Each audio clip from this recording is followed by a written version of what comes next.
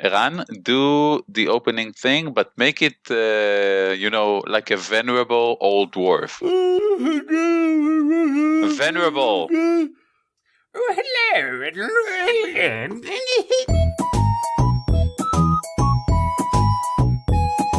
On the Shoulders of Dwarves, a weekly podcast about role-playing games.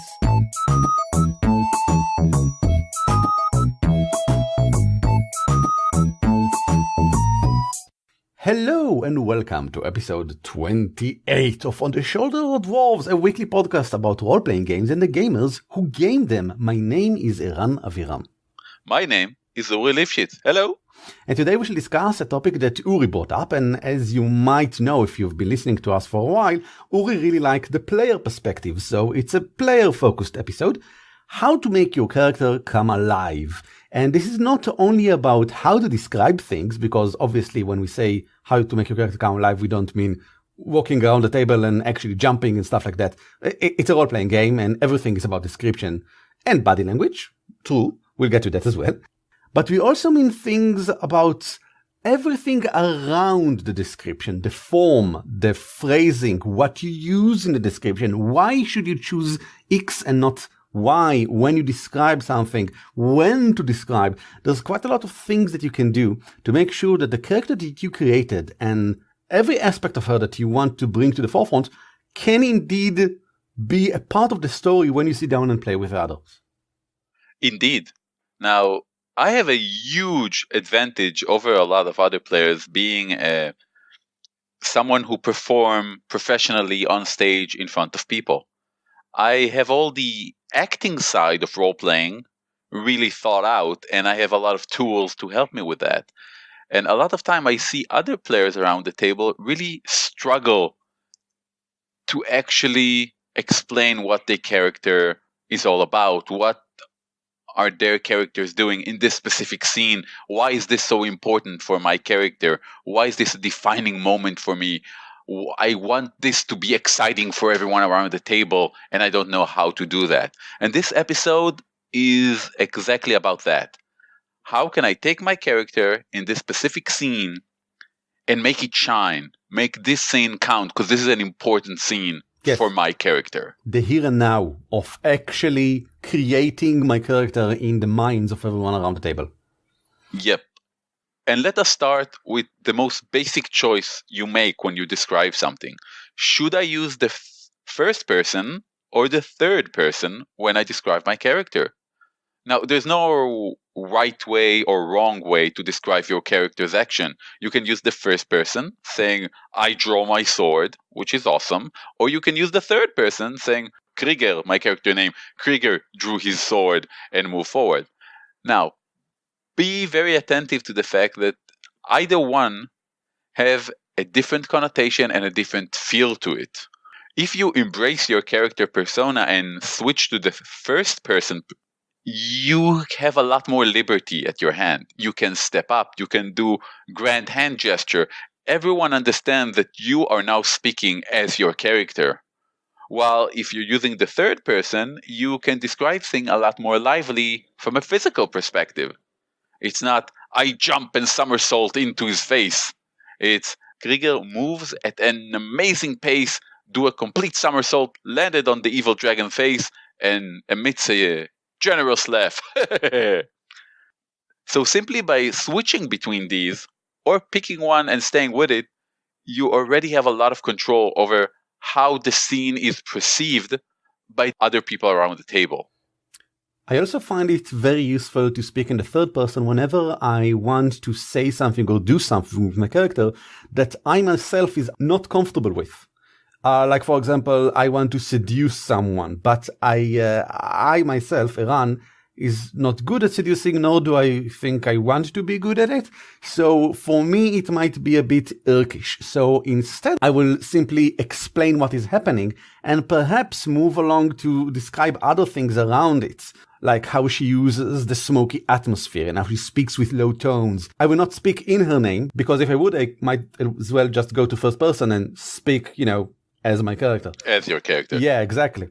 Also, I find that a lot of players, not necessarily new players, but a lot of players don't like speaking in first person because that requires them to act.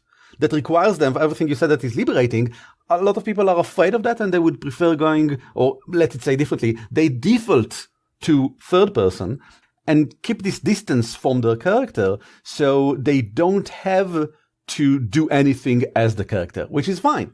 Which is fine. However, I would suggest making it as an intentional, explicit choice. Exactly. Rather than a default. We only want everyone to be aware of the options and to maybe try them out and see what's more comfortable, etc.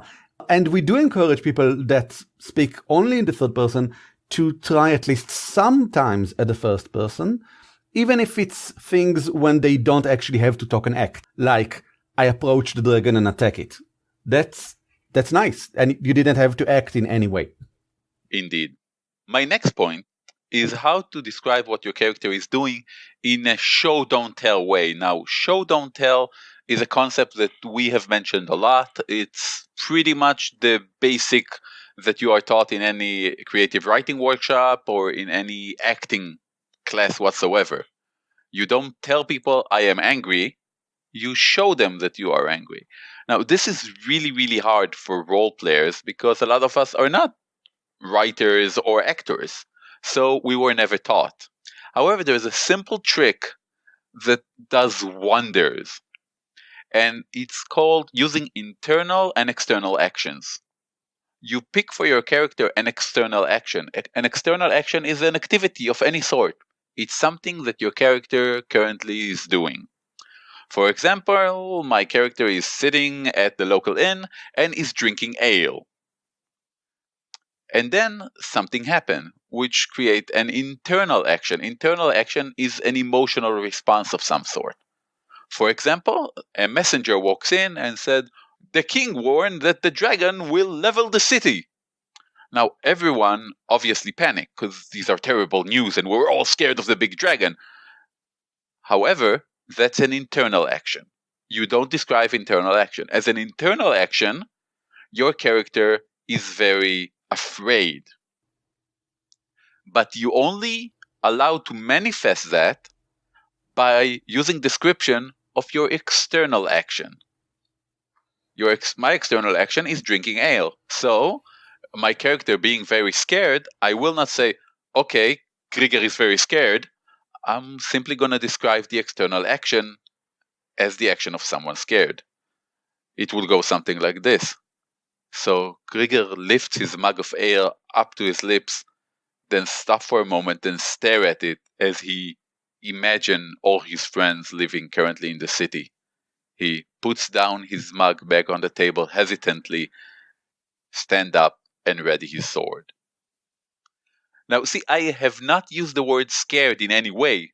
I have not described the internal action, what goes on inside my character, in any way. However, I have tried to manifest it using the external action.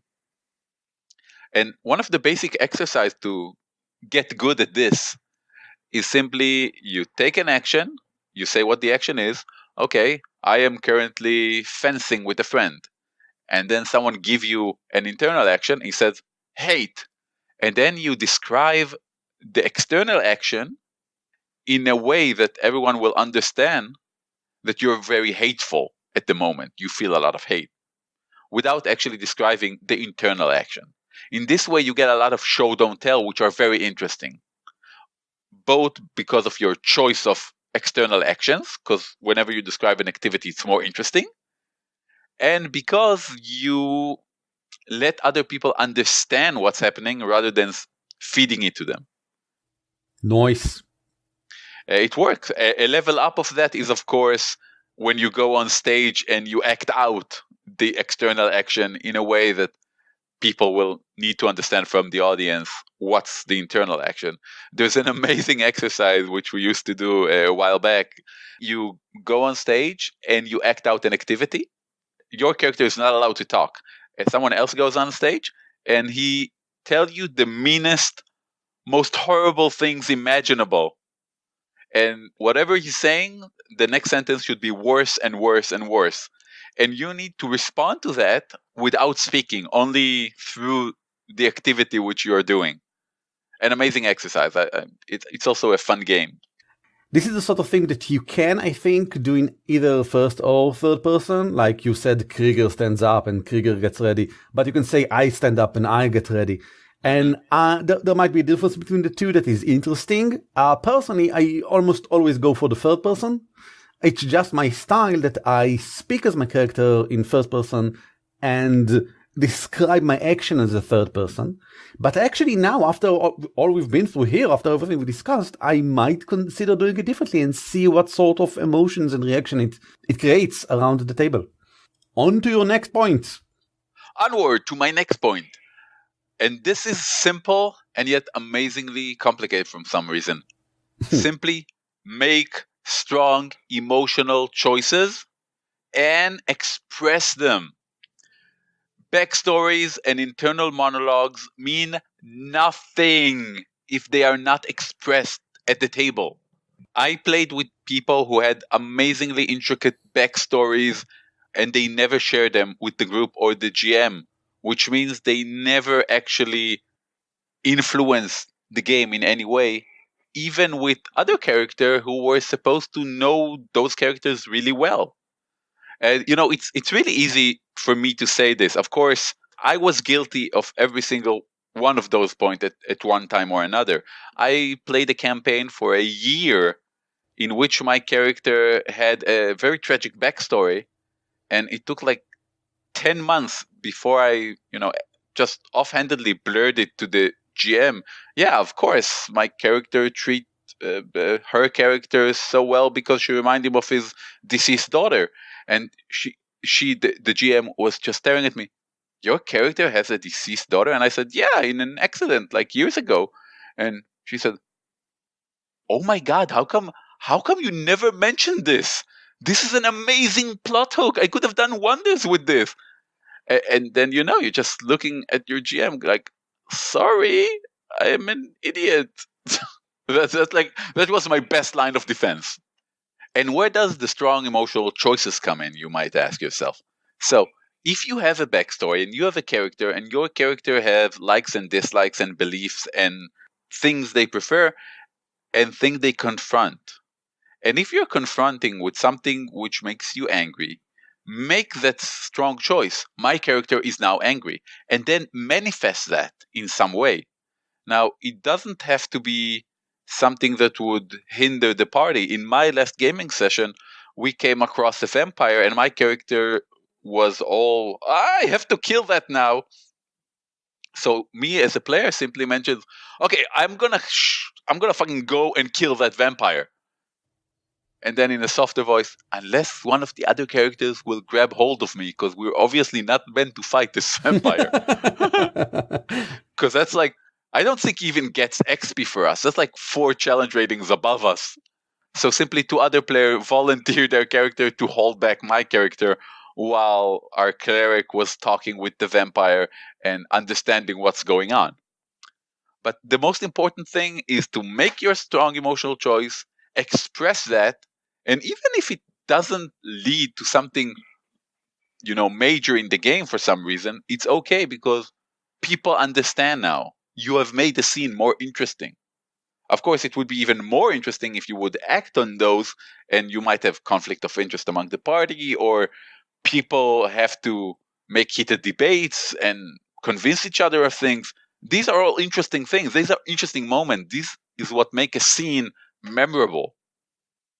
I like a different aspect of this advice, making strong emotional choices. What you described here is about how you already have some sort of a backstory and you want to express it. I usually come as a player to the table without a lot of a backstory. I don't have a lot to tell. I am waiting for my character to have something interesting happen to her that I will then decide retroactively that is in some way relevant to her life currently. And this is where making strong emotional choices has been very useful to me, which is again a trick that I've learned from you. It basically means that when something happens, and I think, well, I haven't had any dramatic moment for a long time. I think it's time to have something interesting happen to my character. I decide on an emotional reaction, any emotional reaction, something that seems interesting at the moment, probably maybe unusual, maybe she laughs at the vampire for some reason, and then I immediately express it, I go on with it, and I see and rationalize to myself why this just happened. And now I create some sort of backstory that explains what happened here, and now I have more of a character than I had before. So to me, this is an excellent improv tool. Indeed, because it forces you to somehow manifest emotion and explain why it is relevant. Okay, let us continue to the next point. I think it's time to get a bit more granular and talk a bit about specifics. So, how do you describe the things in a way that enliven your character? We discussed what you should describe and when you should describe, but a bit about description themselves. One of the most important things that you can do in order to make sure that the character is here and now, that what you tell is evocative and memorable, is to relate to the world around you. Well, around your character, obviously. Objects, color, people, situation, atmosphere, things that the GM described when the scene started, things that you, other players, added since the start of the scene. Don't worry about making mistakes when you do so. Just insert any piece of detail that you think is relevant and interesting and useful. And if the GM needs to correct something, anything that you said that isn't right, she will do so. Just let her do so. Trust your GM. You should always, generally speaking, I think, trust your GM. It's pretty important for everyone to trust each other around the table. Yeah, but I think it's a bit different trusting the GM to run the game and do their own thing, rather than trust the GM that if you go too far, they will help you, they will stop you, they will correct you. And if they don't, use that freedom that they give you. Nice. Yes, I think these are different types of trust, and I agree. I want to also focus on a specific type of description that relates to the world around you, and that's other characters. You can use them in your description. You should. You should. Not can. You should. In very powerful ways. You can address them, of course. You can use them when you describe actions. Like, for example, if you want to roll deception on the guard in order to make them think you can pass and enter the palace, you can maybe instead go something along the lines of, okay, I'll take my dwarf friend and both of us walk past the guard and I mention something about the huge discounts on things that guards enjoy, excess, I assume, in the market. And we just pass on by him. And that was a deception roll. And maybe the guard will now stand up and run to the market to buy all the excess. And we can enter the palace and we got what we wanted. I did roll deception and I used my friend in an interesting way that made, I think, the whole scene more movie-like than I approach the guard and tell them, I have this message to your commander. Let me in. A message, commander. And a lot more interesting than I roll bluff. Oh, yes, obviously. So when we say address the other characters, it's not necessarily speak to them, it's speak with them, is act with them, is remember whatever they already described about themselves, maybe in this scene specifically, or maybe in general. Like, for example, maybe the dwarf is really wet because it just went for a swim, and angry because all dwarves really hate swimming. It's racist, but it's true. And you can use the wet dwarf in some way, and this will not only make the scene more interesting, whatever it is that you're doing. I don't know what you do with the wet dwarf, but also will in some way reward the dwarf's player for making her wet, for going through the whole thing, for being a part of the story herself. And so everyone around gets some more fun and build upon each other to create a scene that feels more like something that happens to all of us than something that happens to me, and then something that happens to you, and then something that happens to them. There's one other thing you should probably use to enliven your character, and that's to use the lore. Everything that we know about the world, and specifically things from the place where the character grew up or where she currently is. Idioms, fables, metaphors, all of these, when you use them in conversation, and I don't mean conversation in character, you can use them in character, but I also mean out of character, even in third person. You can describe, for example, how your character tries to sneak past the dragon, just like the bull in the field of wheat from the famous story, and then give a tiny little line, like just a few words about the bull and the field of wheat. And that will make everyone around the table think that your character actually exists because she knows these, fables and metaphors and stuff like that. Everyone, all of us have these idioms. And I mean, you probably have heard from us, Uri and me, things that sound strange to your English speaking ear or your Norwegish. I don't know where you are from, listener, but you have your own idioms. Statistically speaking, you're probably from the US or the UK, because that's like the two countries where they listen to us the most. But Uri and I use all sorts of sentence structures and metaphors that come from our upbringing in Israel, and we can't do anything about it. It's part of who we are and when we talk. And the same should be true for your character. Now, you can, of course, invent some of these on the spot, but I think because these involve quite a lot of work, maybe invent some of them beforehand. Write them down beforehand, just like the GM shouldn't invent everything on the spot, should have some lore created beforehand to build upon. This bull and wheat thing, for example, it might be enough to write it down, and that could be enough for you to create 10, 11 idioms based on bull and wheat. I don't know how or why. This is up to you now. It's easier just to take a general theme, like agriculture or wildlife or jungle, and just go with it.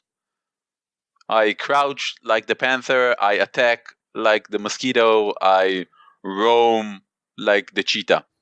I like this, but I find it to be a bit bland. I prefer more specific. No, of course. The specific is always more interesting than the general. Yes. That's like a rule, guideline for everything that you do. Yes. The crown of eternal damnation with the 3 golden leaves of Herlion is a lot more interesting than that +5 crown that you found in the last dungeon. But it's a very good starting point. Yes, you pick something general and then you slowly fill in the gap to make it very, very personalized. Finally, talking about established things and lore, etc., you should build on your own established history. A few months back, we've uploaded an article by Uri, How to Play Consistent Characters, in which he gives this method of having a consistent history and a series of events and opinions on these events in a very short-handed, very basic, simple-to-use format that anyone can have on their character sheet. So I will give a link to that in the show notes. Go and check it out and build upon that as well. Or you can simply go to our website, dwarfcast.net, and press on the How Uri ... section, where I publish all sorts of ideas and suggestions that might help you in your role-playing game. Indeed. And I think this is very rewarding to you when you get to refer to something that happened a few months back in your character's story during a conversation, during a description that you currently do in play. And again, it helps everyone and you as well feel that this character actually exists. She lived through this thing and it affected her and she remembers it. And it comes up right now, for example.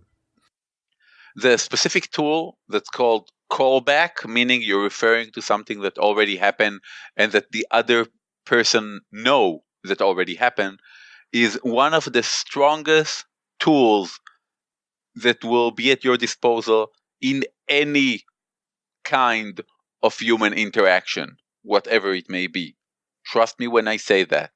Callback, referring back to something you shared with someone, is the strongest statement you can do to evoke an emotional response. That is all. It is not, because it is now your turn to go to the next point. My favorite point is always the next point. Now, when you're describing something, use more than one sense. I'm talking about simple senses, hearing, sight, smell, texture, etc. But don't just go with the easy one. Have you noticed that pretty much all the descriptions are about sight? And sometimes someone actually use sound and think he's amazing. When was the last time you described the taste of something when you described something in your game? When did you say something like, Kriger stares ahead at the huge dragon and the taste of bile in his mouth as he tried to overcome his fear is a salty sweat stink of fear before he drew his blade.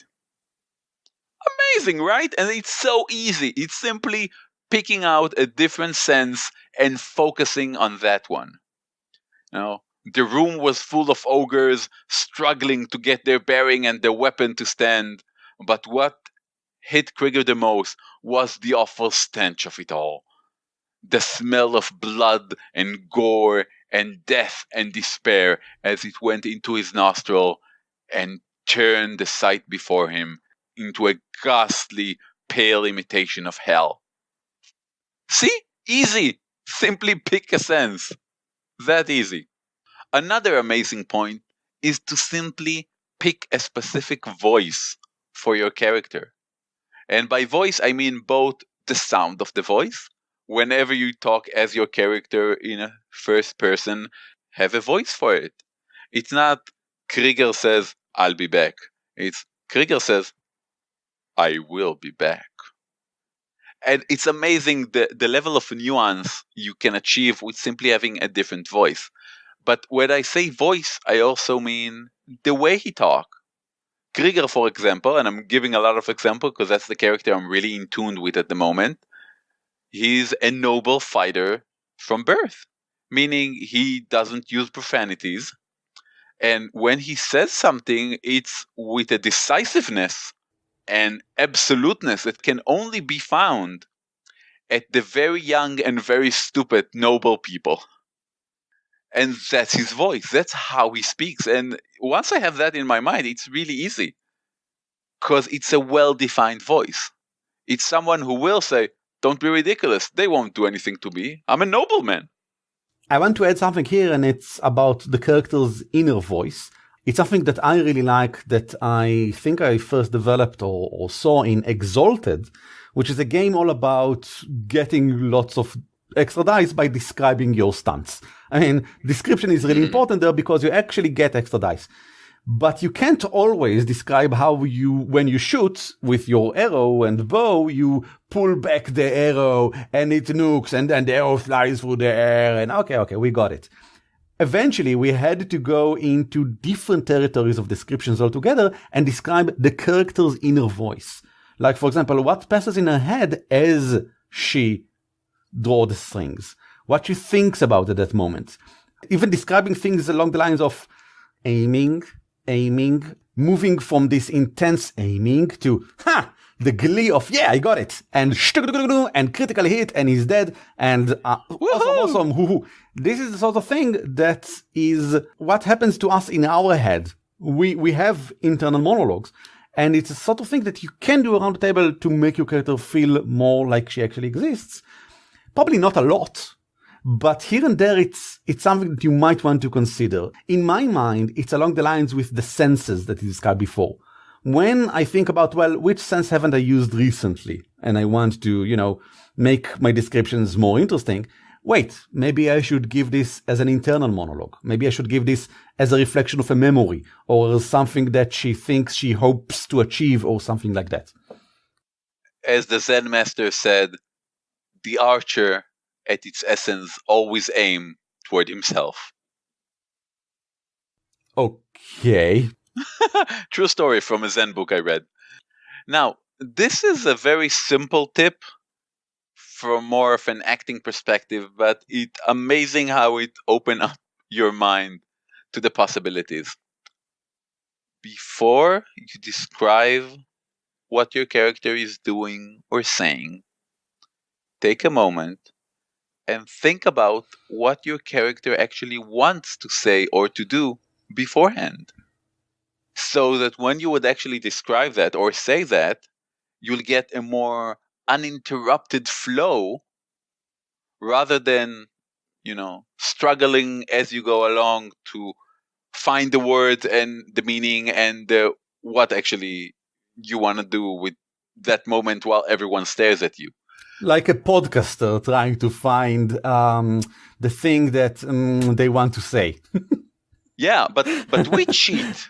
We sometimes would say something and get it all jumbled up, but having said that, it we think, okay, there's a better way of saying that, and then we'll say the better way, and then we'll edit out the bad bits. Yes. Around the table, you don't get to do that a lot. And if you do, it costs time and the attention of other people. So it's better to take a moment, and most role-playing games are turn-based, so you can take your time when it's someone else's turn, get a fix on what you want to say, what you want to do, hear it in your mind, and then let loose. The number of drops and the quality of your description just jumps up. And it's a really easy trick. Everything is really easy tricks if you know how. Let us now discuss the last point that I have, and it's interjecting with some flavor when the spotlight is elsewhere. This should be handled with care, which is also why it's the last point, because it's the only advice that we give here that is done outside of your turn, outside of when the spotlight is on you. So be careful, because when the spotlight is on someone else, when someone else is currently talking, doing an action, whatever, you don't want to interfere. You might want to interject, to just put something, a little something in there, both to make their part of the scene cooler and interesting, and both to let out some of your personality. So, for example, when Uri's character knocks on the door and goes, "People inside, please come out, we have something to say to you," I can interject very, softly from the side, maybe even leaning toward the GM and almost whispering in a way that we won't interfere, but everyone will hear. I lean against the side of the door with a threatening look. And that's basically it. I haven't stopped them from doing what they're doing. Uri still knocks on the door. It's still his intimidation check. But Woo-hoo. I am there in a way that reminds everyone that I am there. And this is what is logical for my character to do. I'm very forward. I really like to hang around. I probably have a quip that I'm going to say after the door opens. Everyone is already expecting that to happen because that's how my character acts. I can even do it while Uri speaks. When Uri goes, "Everyone inside, come out," and I can maybe say something, "Yeah," at the end of it. That might be enough. I think there's a lot that can be done with this. You can also interrupt the GM. Again, I don't really like the word interrupt here. It's when the GM says something like you enter the room and you see to the right this and this and to the left this and this. And you just go, I make sure I take a step back behind Uri's character. And that's basically it. It took 2 seconds, and it was between sentences of the GM, and I made sure to do it while the GM was looking a bit in her notes, just to make sure that I don't interrupt her in the middle of something. And I did add something to the scene about myself. Indeed, should be handled with care, but such a nice flavoring to add to something. As long as you don't let it hog the spotlight away from where it is. This is it. This is all of the advice that we have for how to enliven, enrichen, and making your character better. Uri, is there anything else you want to add? Yes, if you have any other suggestion, please write to us at the show@dwarfcast.net. You can drop us a line at Twitter @dwarfcast or at Facebook @dwarfcast. We would love to hear other ideas and more suggestion, or if you used our suggestion, how it worked out for you. We have a Facebook group on the Shoulders of Dwarf at Facebook. So do tell, share with us, share with other role players around the world. If we won't aid each other, someone else gonna win. The dragon is going to win. Yeah, definitely. And now it's time to take the load off. This is the part of the show in which we talk a bit about board games. Fooled you. No, role-playing games, but in our lives, and a bit about ourselves and the show, because there's a bit to say about ourselves and the show. I will begin. I was in the UK Games Expo for a single day, but it was pretty awesome. I got to run a game for the guys from Semi-Co-op, which is #1 board game comic currently on the interweb, because we no longer do board games. And they are excellent, funny guys, and I love them. And there were also the guys from Behind the Box, which I'll give links to everything in the show notes, so you can go and check them out. And it was a Crystal Heart game, which was excellent fun, and I really liked it. And I got to run a new adventure. It's called Exotic Ingredients, and it's a cooking show inspired by Akitata Japan, which is an anime that everyone should see. But I didn't actually get to play a lot besides that. After this recording ends in a few minutes, I'm going to my first session of Dracula Dossier, a campaign in Night's Black Agent by Kenneth Hecht, and it is, I hope so, going to be amazingly awesome. I'm going to play a Mossad agent, speaking Hebrew with all the accents, because it's the easiest thing for me to do. That's what I'm doing it. Poof! What about you? I've actually done very little this week. I'm working at a startup, and God, I have like zero free time. However, I did find the time to write an update in our blog about the status of this podcast. So if you're interested, just go to dwarfcast.net to the blog section, and you can see an update about what's been going on in the last 8 months, which also include the fact that we have a Patreon page now. Because one of the listeners simply said, "Hey guys, I want to support your podcast, but I couldn't find your Patreon/donation page. So what's up with that?" And so we simply open one just for him. Thanks, Paul. But you're welcome to donate as well if you want to. Yeah. We don't offer any rewards. This is your way to provide us with money, which will enable us to do things, do stuff, and to say thank you for this podcast. If you enjoy it and you find that this is the sort of entertainment, maybe even educating entertainment, edutainment that you enjoy and is worthy to you and worth your time, consider please placing some of your monies into the Patreons. Yes, again, me and Eran are not doing this for profit, but my goal is to make this podcast self-sufficient. So if the Patreon would be at the level in which it pays for the hosting and equipment, I'm fine. That's my goal. And I also wrote down a post about how I keep track of everything that happened in a gaming session, my own personal way of remembering everything. Now, one of my shticks as a GM has always been to wait for a few sessions, and then when someone say, "Okay, we need to do a recap, who remember what happened?" to recap everything from the very beginning in a very precise way.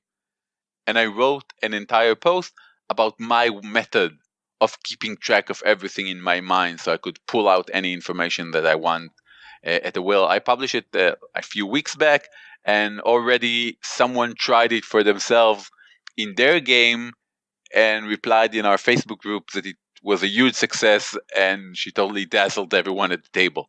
So try it. It's amazing, and it gets amazing response from players and GMs alike. Excellent. Thank you, everyone, but also thank you, Uri. Thank you, Eran. And now we shall say goodbye until next week, when we will see you for another episode of On the Shoulder of Dwarves, a weekly podcast about blah, blah, blah, blah, blah, blah, blah, blah, at dwarfcast.net. להתראות! On the Shoulder of Dwarves is shared under Creative Commons Attribution Non-Commercial form. The intro and outro are taken from Silly Fun by Kevin MacLeod. Licensed under Creative Commons by Attribution 3. Find us at dwarfcast.net and follow us on Twitter or Facebook.